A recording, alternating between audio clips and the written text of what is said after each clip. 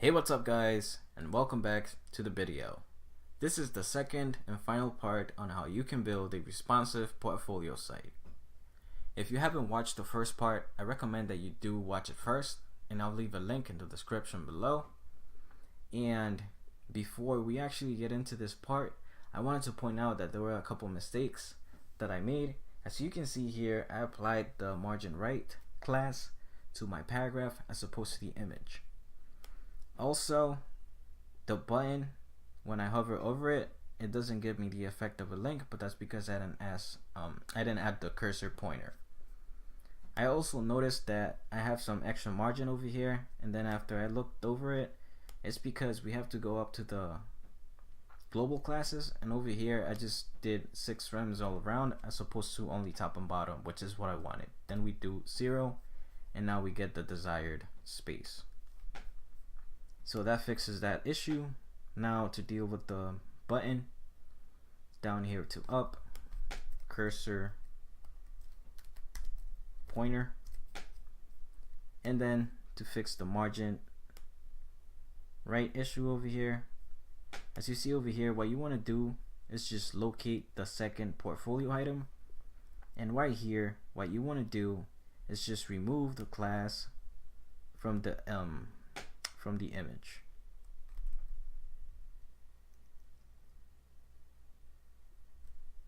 Now what you want to do is actually apply it to the image of the third image div of the third portfolio item, and now we get the separation that we want.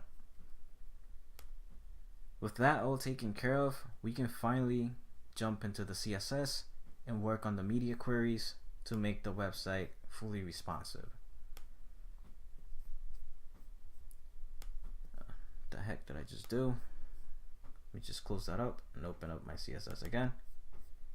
And here I'll just go all the way down, make a new comment, and just say media queries. And here I want to do add media screen, and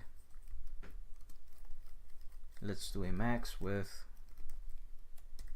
of 768 pixels.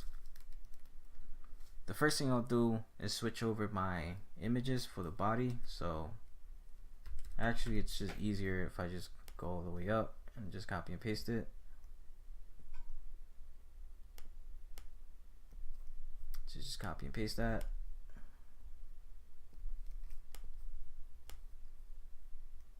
And paste it inside of the media query. We'll get rid of this, and then we just add the 2 to the BG image, and now we get the image that we want. Next is to target the landing text H1, font size set it to 15 rem, then landing text H6, and the font size is going to be 1.5 rem, maybe 6 or 7. 7 works. Now what I want to do is target my nav list, and so we can see the changes, I'll just open it. We'll switch it from a row to a column, so flex direction of column, and now we want to select the LI, nav list, just do LI, it doesn't really matter. Do margin top and bottom 2 rem, create some separation, 0 left and right. Now I want to target my nav links, and what I'll do here is font size, I'll reduce it a little bit, let's do 4.5 rem, and then what I'll do is select my about heading H1,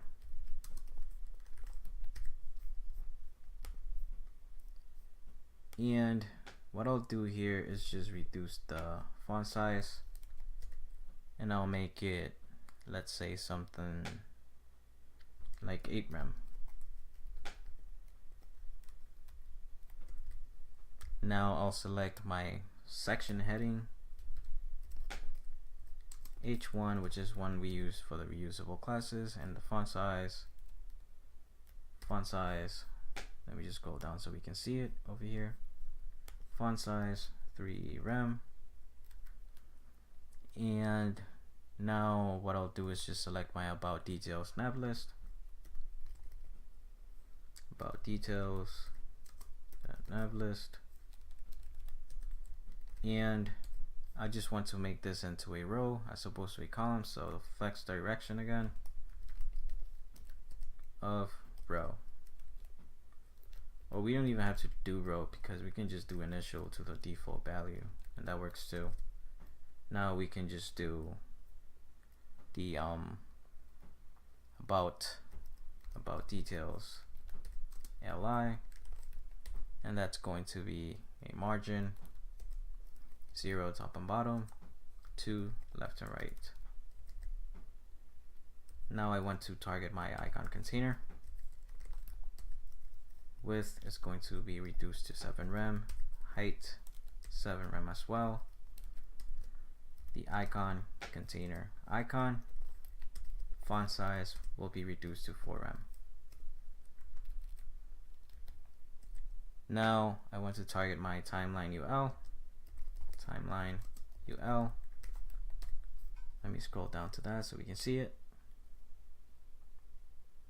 And in here, what I want to do is just play around with the margin.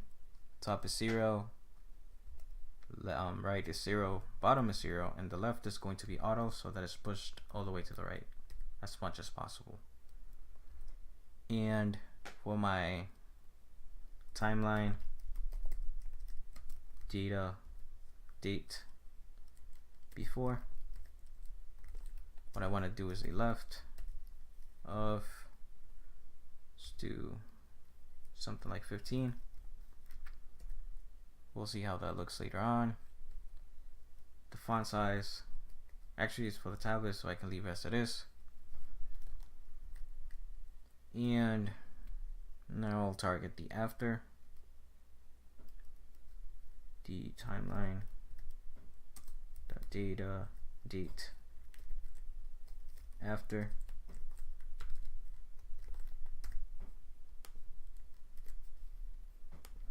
And here what I want to do is a left of negative 2.2 rem. That doesn't work. So let's just do something like 2 rem.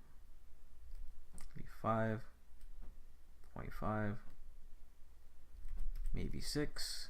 6 works a little bit better. 6.1.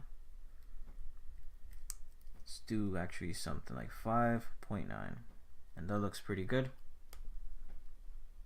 For the 15, it's not working, so we can do something like 7.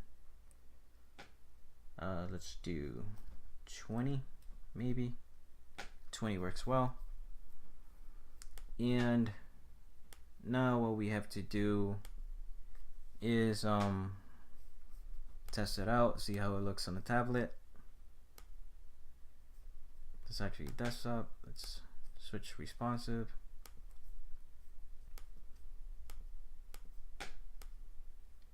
And on the tablet, it's 668.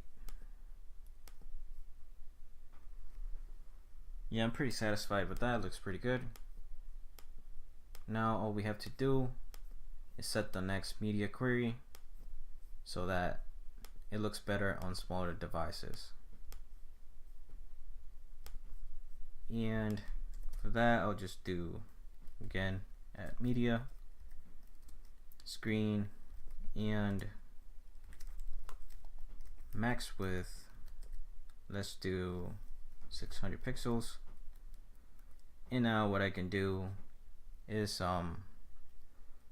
actually I want to move over my menu toggler, close it to the top and to the right, so that menu toggler top, and I want to do 2 rem, and then to the right 2 rem. Now I want to target my landing text again. and that's going to be reduced to, let's do font size 8 rem. Landing text H6, and let's do font size 1.4 rem. Next, I'll target my nav link, make the font size something like 3.5 rem.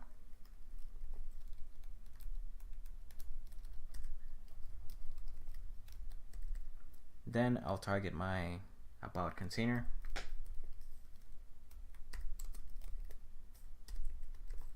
and here I'll just want everything to stack on top of each other. So again, I'm going to switch it from my row to a column. So flex direction, column, and as you can see, it already looks better. What I want to do now is get rid of the margins that the image has and put some on the bottom. So profile image, margin top 0, left 0, bottom do 7 rem, and actually this is right and this would be left.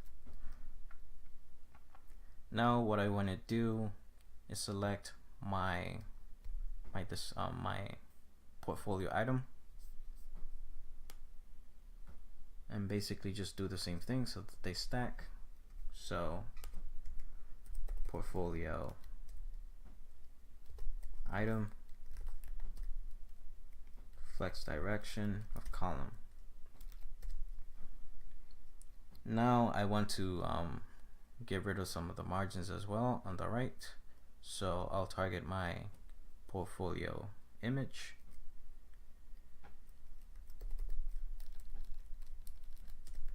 and I'll do a margin of 0 left, top, 0 on the right, and 2 rem on the bottom, 0 left. Now I want to target my description, that portfolio description, and in here what I want to do is a margin of 0.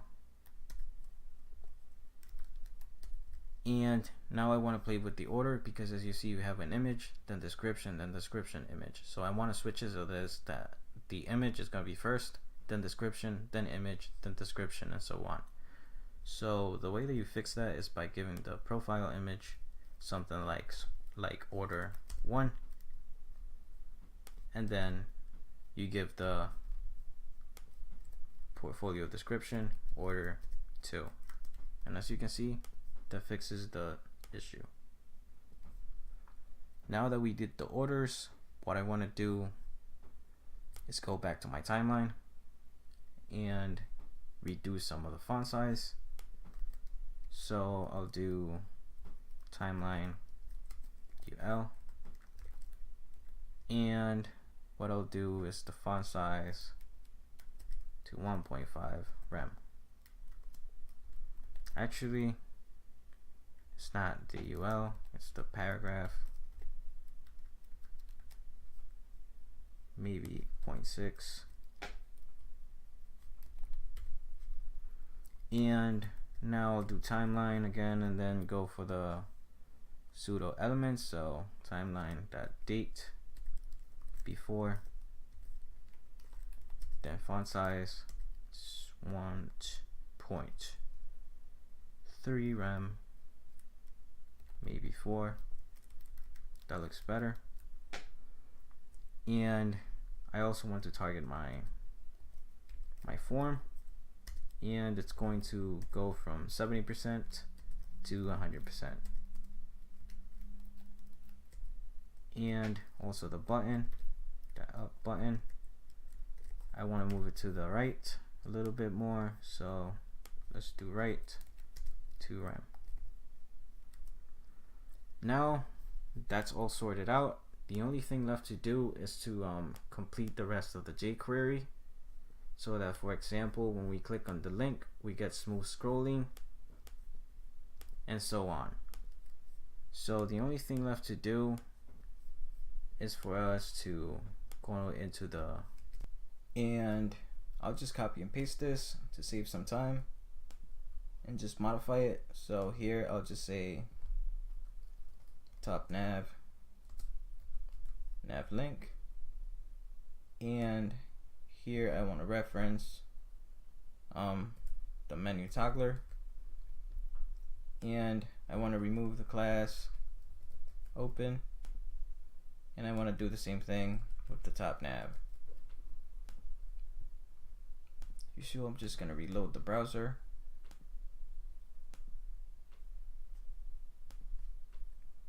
And now if I click on the links, it should close, and the hamburger menu should go back to the initial state. Now we just have to work on smooth scrolling. So again, just copy and paste it, and what I'll do here is select all of my nav links, and I'll select the ones that have all the hashtags. So I'll just do A for the anchor, the brackets, and I want to say href, and then use the asterisk to select all of them, and then the hash. And then on click, now I want to clean this up because I don't need this. What I want to do inside of the function is select my HTML and body and animate it. So do animate, and inside of here what I want to do is open up some curly braces, and as I mentioned, select the body, the HTML and the body, and inside of my animate, what I want to do is scroll top, column, and then I just want to select whatever is being referenced. So for that, I'll just use the selector, and then again use the selector. I'll say this, and then I'll come after this, and I'll do attribute or attr, and it's going to be the href.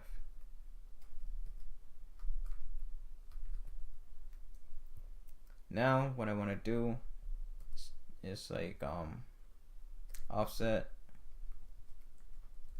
top minus 100, and then after the curly brace I want to set the time, so let's do 2 seconds, and let me just double check that everything is as it should, and it looks good. Now it's time to just test it out, and no errors in the console, so that's a good sign. Let's do contact, and as you can see, the smooth scrolling is already working. Now I have to do the same thing to scroll all the way to the top when I click my button, and that's pretty simple. Again, I'll just paste what I had before and modify it up to use the ID this time, up. And what I want to do here is just pretty simple. Again, I just want to animate the HTML and the body, and it's going to be pretty similar, so just copy and paste this, except that I don't need this. So all I gotta say here is 0, and then everything else looks good.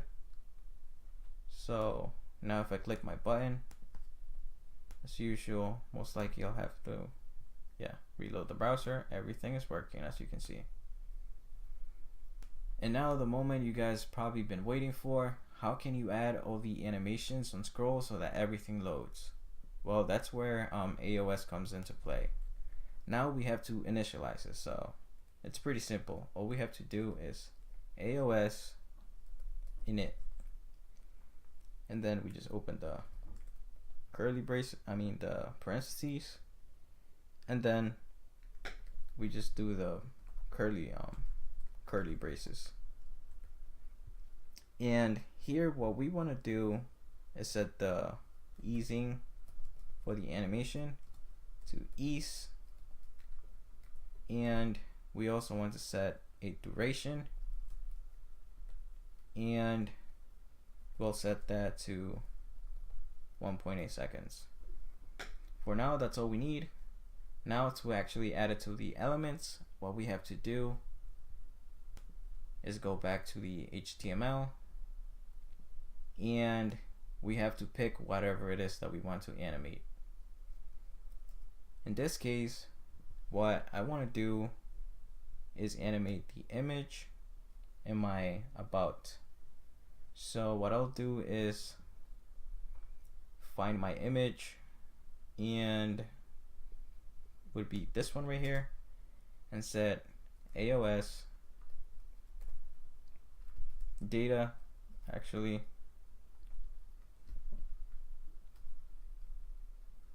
what was it? Actually, I forgot what it was. Let me go back to the AOS documentation really quick. AOS.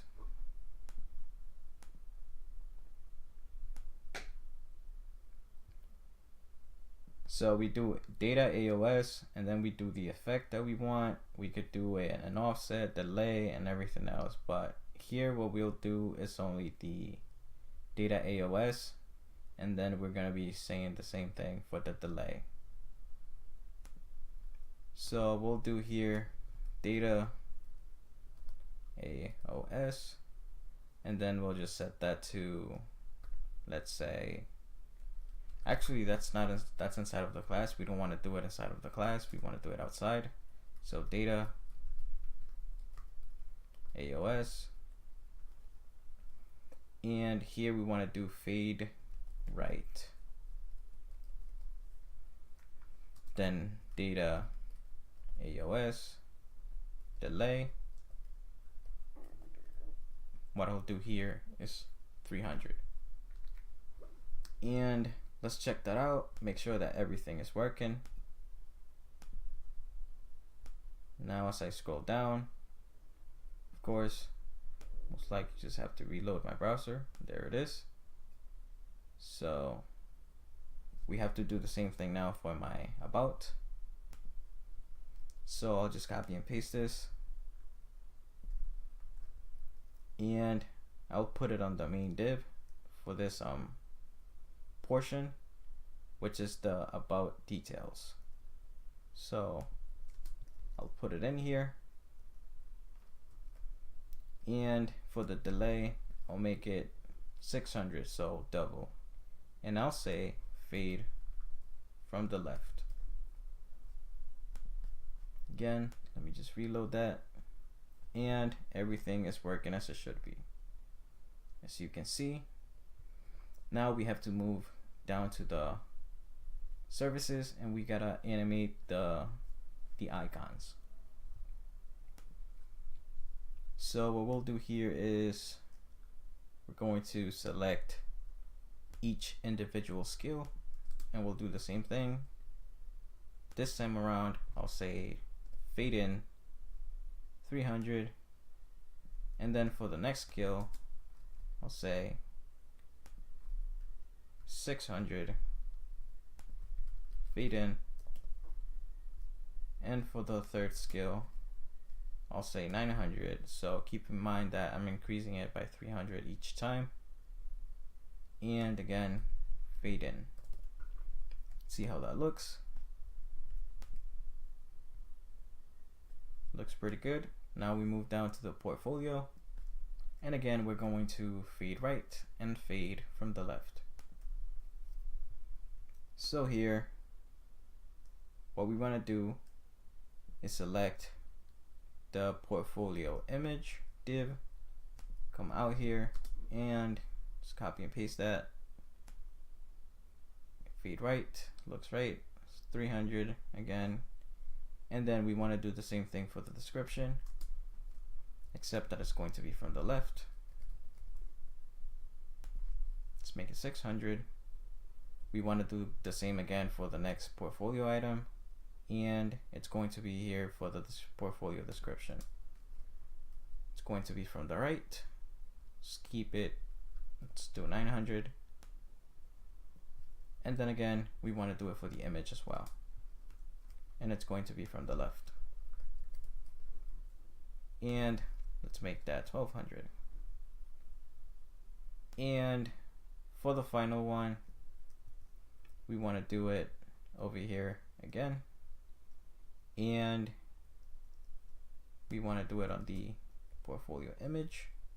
Fade right, we'll do 1500. And finally for the description, and it's going to be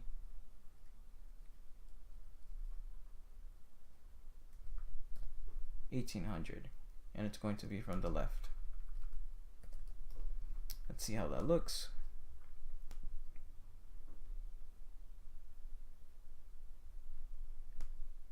See the rest of them, and everything is working as it should so far. Now we have to do the work experience, and that's going to fade down. So we'll go back to the HTML, go back to the section, and right here on the timeline, I'll do fade down 300.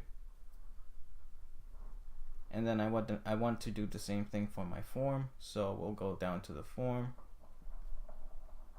and that's going to fade up. And now we can just test it out by reloading the page. Now we can do it all the way from the top and see how it looks. Looks good. Looks good. Same thing with the portfolio section, work experience, and then with the form. Now, as you probably noticed, every time you scroll up, like, the animation keeps happening, and I personally don't like that, but if you do, feel free to keep it as it is. But if you don't, you can actually fix that by going into the JS, and all you have to do is comma, and then you can say once and set that to true. Now the animation only happens once when the page is reloaded. And we can test that out. As you can see, the animation only happens once. So yeah, guys, that's pretty much the completed process. It's a cool way on how you can interact with a page and have all these cool animations, and it's also a different approach from me as opposed to like actually doing out different colors. This time around, I just used a background image throughout the whole site and transparent backgrounds for everything else except for the context section over here. So if you enjoyed the video, give it a thumbs up. If you have any questions, leave them in the comments down below. If you're new to the channel, please subscribe for more videos like this. And as always, I'll catch you guys in the next one.